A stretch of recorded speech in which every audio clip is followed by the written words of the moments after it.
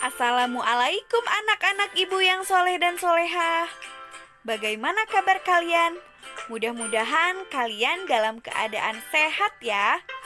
Nah, anak-anak ibu semuanya, pada kesempatan kali ini kalian akan belajar tematik kelas 3, tema 1, subtema 3 tentang pertumbuhan hewan. Nah, anak-anak ibu, di pembelajaran kali ini diharapkan kalian bisa menjelaskan makna kata tentang pertumbuhan dan menulis kalimat menggunakan kata-kata tersebut. Menuliskan daur hidup katak, melengkapi paragraf tentang daur hidup nyamuk, menuliskan daur hidup lalat, membuat karya dekoratif, memberikan saran dengan bahasa yang santun, dan menyelesaikan soal perkalian. Nah, pertama coba lihat gambar ini. Kalian pasti sudah tahu kan ini gambar apa? Ya, betul. Ini adalah gambar kucing. Nah, ceritanya ini adalah kucing Nina. Dulu kucing Nina tubuhnya sangat kecil.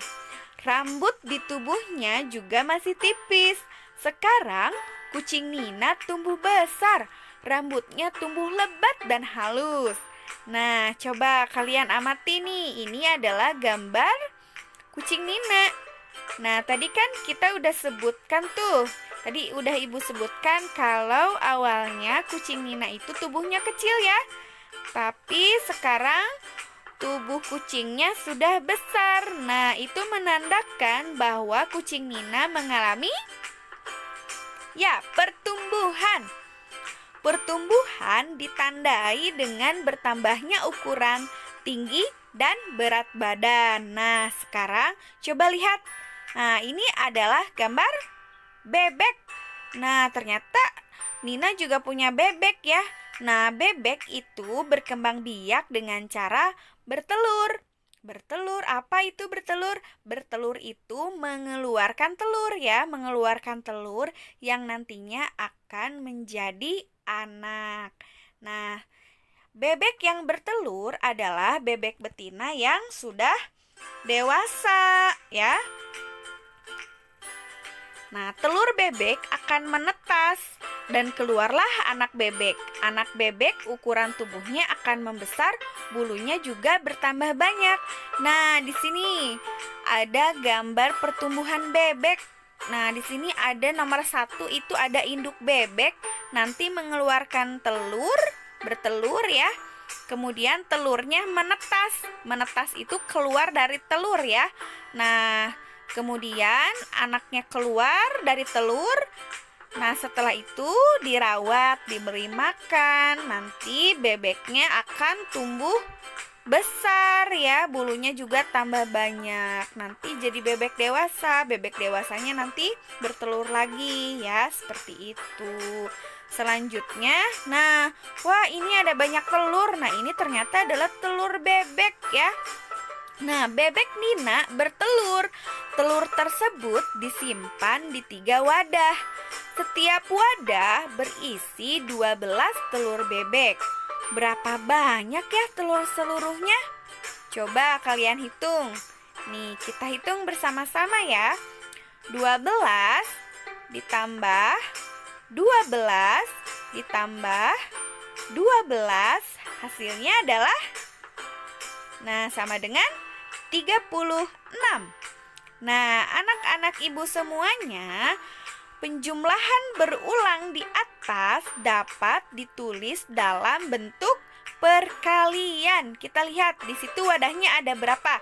Ada 3 ya, isinya ada 12. Jadi perkaliannya 3 kali 12 ya, atau 12-nya ada 3. Nah, 3 kali 12 hasilnya adalah 36. Oke. Nah, anak-anak, perkalian dapat dihitung dengan 2 cara. Yang pertama, mengalikan setiap bilangan penyusun dengan bilangan pengali. Yang kedua, mengalihkan dengan cara bersusun ke bawah. Nah, kita lihat contoh yang pertama. Di sini ada 156 dikali 3. Nah, 156 itu bisa dipanjangkan ya, kepanjangannya. Ada kepanjangannya, ada 100 ditambah 50 ditambah 6 ya. Jadi 156. Nah, kalikan setiap bilangan penyusun dengan angka 3. Nah, di situ kan ada 156. Nah, yang pertama 3 kali 100. Nah, di situ 3 kali 100. Aduh, susah Bu kalau pengalian ratusan. Sebenarnya gampang, ini ada cara instannya ya. Kita lihat aja, di antara 3 dan 100 itu nolnya ada berapa? 3 kan nggak ada nolnya, 100 ada 2 nolnya. Tinggal gini aja, 3 kali 1 berapa? Ya, 3. Nah, kemudian tulis di belakangnya nolnya ada 2 ya. 00 tuh, jadi 300. Karena di angka 3 yang depan itu nggak ada 0, jadi nolnya cuma 2 ya, yang di angka 100 aja. Jadi 3 kali 100 itu 300.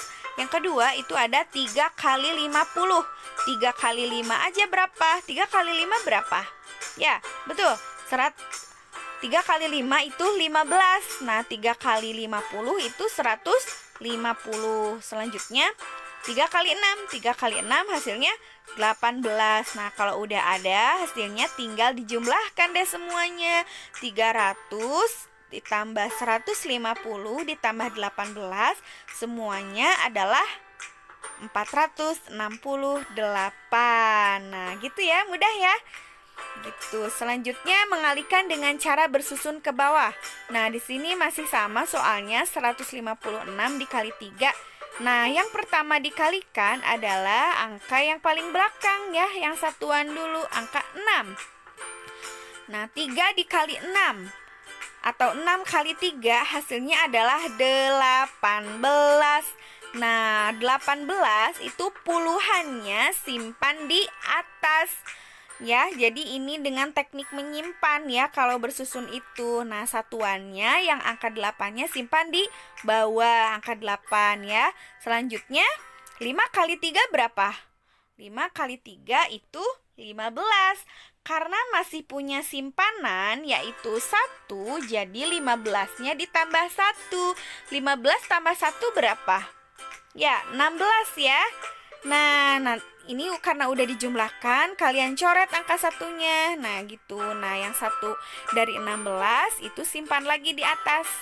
Gitu. Sekarang 1 kali 3. 1 kali 3 kan 3. Karena masih punya simpanan, 3-nya ditambah 1. Kalau udah ditambahin, ingat coret ya. Itu tandanya udah dijumlahkan. Nah, 1 kali 3, 3 tambah 1, 4. Nah, tulis di depannya ya. Jadi hasilnya 468. Nah, jadi 156 dikali 3 sama dengan 468. Nah, anak-anak, pada perkalian berlaku sifat pertukaran loh. Artinya, jika kedua bilangan ditukarkan, hasilnya tetap sama. Nah, coba lihat ini contohnya. 3 kali 4 itu sama dengan 4 ditambah 4 ditambah 4 sama dengan 12. Selanjutnya kalau dibalik atau ditukarkan, 4 kali 3 sama dengan 3 tambah 3 tambah 3 tambah 3 sama dengan 12. Hasilnya sama kan? Nah, pertukaran ini bisa kita manfaatkan untuk mempermudah menghitung perkalian. Oke, selanjutnya. Nah, tadi kan kita udah bahas bebek, telur bebek, ngitung telur bebek. Nah, selain bebek, coba kalian sebutkan hewan yang bertelur. Apalagi, ayo. Ya, betul. Ada ikan, katak, nyamuk, dan juga lalat. Nah, kita bahas dulu ikan. Nah, ini kalian tahu ikan apa? Ya, itu ikan mas. Nah, di kepala ikan itu terdapat insang.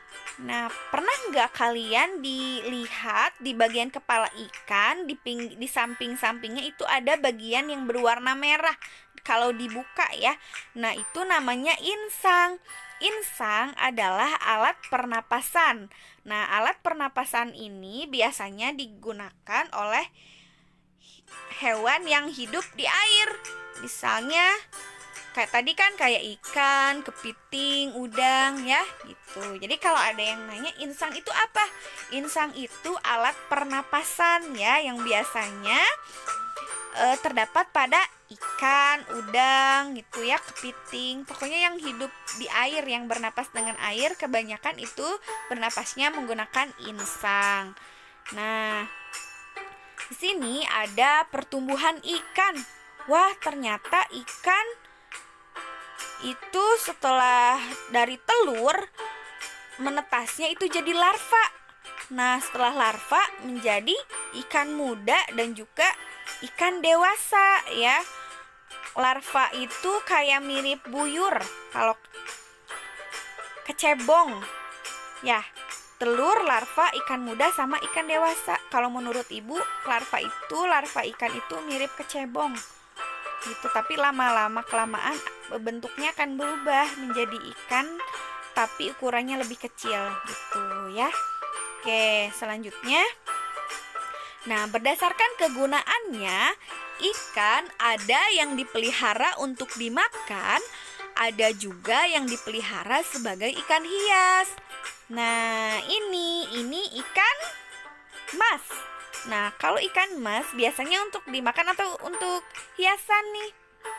Nah, kalau ibu sih biasanya kalau ikan mas itu digoreng enak ya, atau dibakar. Nah, kalau ini, ayo tahu nggak ini ikan apa? Ya, betul, ini adalah ikan cupang. Kalau ikan cupang itu adalah ikan hias. Nah, anak-anak, bentuk ikan bisa menjadi ide untuk membuat karya gambar dekoratif loh. Hah? Karya dekoratif apa itu? Nah, karya seni dekoratif adalah karya seni pada kertas atau benda atau pada benda tertentu yang berfungsi sebagai hiasan. Nah, contohnya ini nih, ikan. Nah, ikannya kan diberi garis lagi, diperindah lagi, dipercantik lagi ya dengan motif garis yang lebih banyak. Nah, jadi bentuk ikannya lebih indah. Gitu ya. Kan namanya juga untuk hiasan. Jadi bentuknya dipercantik, diperindah supaya lebih top untuk dijadikan hiasan gitu. Nah, di buku paket kalian, di buku tematik 3A halaman 71, coba deh kalian buat gambar karya dekoratif. Nah, di situ ada cara buatnya. Kalau itu di buku itu ada karya dekoratif yang menyerupai lebah. Nah, itu ada cara gambarnya.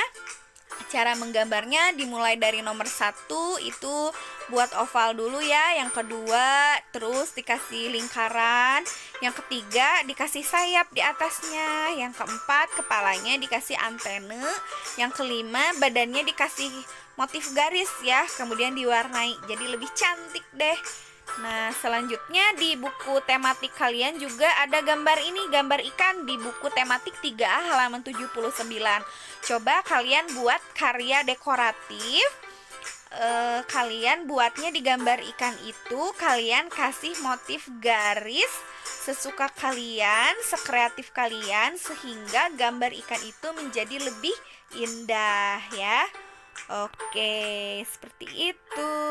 Nah, selanjutnya, pernahkah kamu melihat katak? Pasti sering kan? Nah, anak-anak, katak mengalami daur hidup. Daur hidup adalah tahap perubahan yang dialami makhluk hidup selama hidupnya. Nah, ini coba kita lihat perubahan. Nah, kalau pada katak, perubahan dalam pertumbuhan di kehidupannya itu banyak sekali perbedaannya ya. Lihat, dimulai dari telur nanti berubah menjadi berudu. Nah, berudu itu kecebong ya. Nah, nanti kecebongnya atau berudunya mengeluarkan 2 kaki atau disebut berudu 2 kaki. Nah, lama-kelamaan berudunya jadi punya 4 kaki. Disebut berudu 4 kaki. Kemudian jadi katak muda dan jadi katak dewasa. Kalau katak dewasa udah nggak ada ekornya ya. Nah, anak-anak, anak katak itu khususnya berudu, di saat jadi berudu, katak itu bernapas dengan insang loh. Tapi kalau udah jadi katak dewasa, katak itu bernapas dengan paru-paru dibantu dengan kulitnya ya. Nah, sekarang kita lihat daur hidup lalat. Nah, ini dia gambarnya. Nah, daur hidup lalat. Nah, dalam pertumbuhannya, lalat itu mengalami daur hidup. Nah, daur hidup lalat itu dimulai dari telur. Nah, itu telurnya kayak mirip beras ya kalau menurut ibu. Ya, itu telur. Nanti telurnya menetas, berubah menjadi larva. Kalau larva lalat itu bisa juga disebut belatung ya. Larva, telur, larva, kemudian larvanya jadi pupa. Pupa itu kepompong ya, pupa. Nah, nanti dari pupa akhirnya berubah jadi lalat deh. Nanti lalat dewasanya bertelur lagi, telurnya menetas jadi larva, berubah lagi jadi pupa, jadi lalat. Jadi ingat ya, daur hidup lalat itu ada 4. Yang pertama telur, larva, pupa, dan lalat. Coba ulangi lagi. Telur, larva, pupa, lalat. Oke, selanjutnya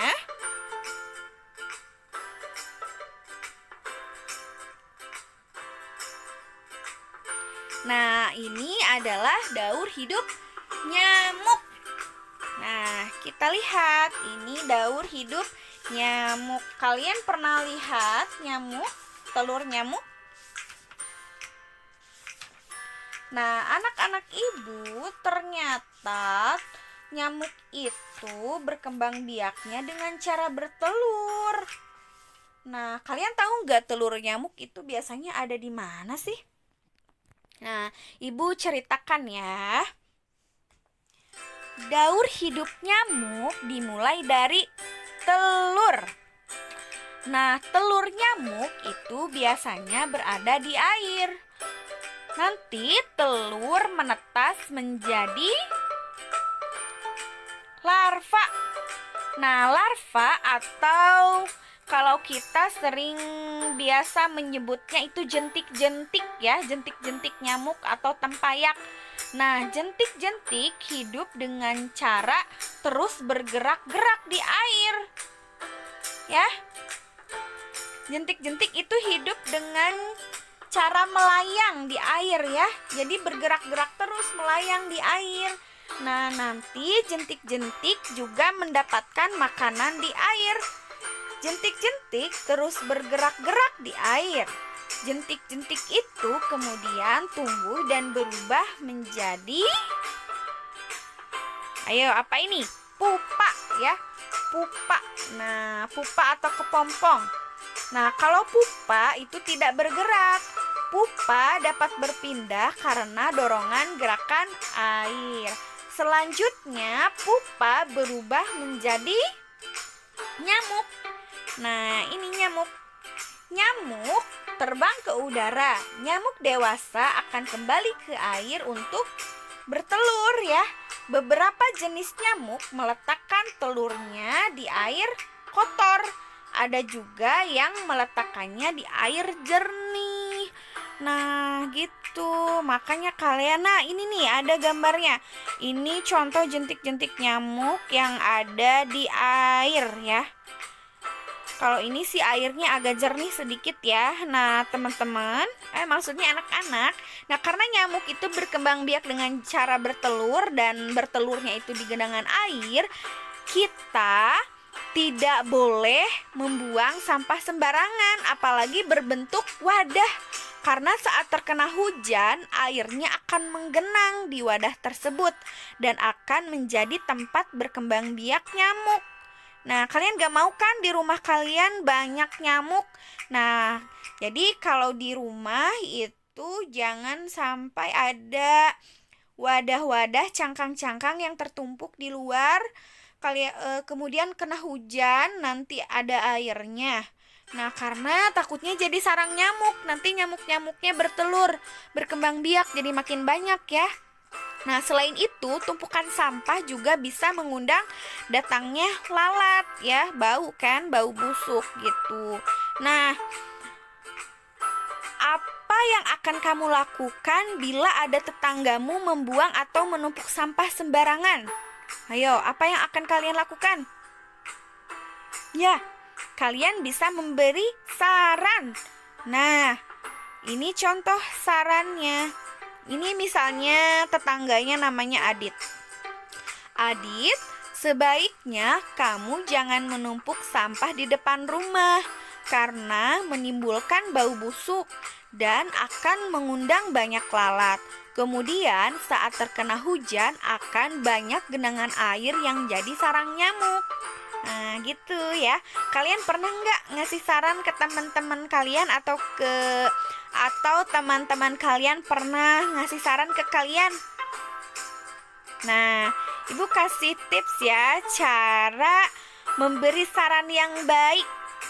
Jadi supaya yang kita beri saran itu tidak merasa tersinggung dan sakit hati ya. Nah, yang pertama, beri saran secara personal. Jadi tidak di depan banyak orang ya, karena dikhawatirkan orang yang kita beri saran itu merasa malu ya. Nah, yang kedua, menggunakan bahasa yang sopan dan santun. Yang ketiga, beri saran di saat waktu dan situasi yang tepat. Nah, kalian jangan beri saran orang yang lagi emosi ya, yang lagi marah-marah. Wah, itu nggak akan mempan ya, malah kita yang kena marah nantinya. Selanjutnya yang keempat, berikan alasan yang logis atau dapat diterima. Jadi bisa mengerti orang yang kita beri saran itu ya. Seperti itu. Nah, alhamdulillah ternyata penjelasan kali ini udah selesai. Nah, nanti tugasnya kalian kerjakan ya di buku paket. Nanti infonya menyusul kemudian. Nah, karena penjelasannya udah selesai, mari kita baca hamdalah bersama-sama. Alhamdulillahirabbil alamin. Gitu ya. Oke. Terima kasih semuanya. Sampai berjumpa di pembelajaran selanjutnya.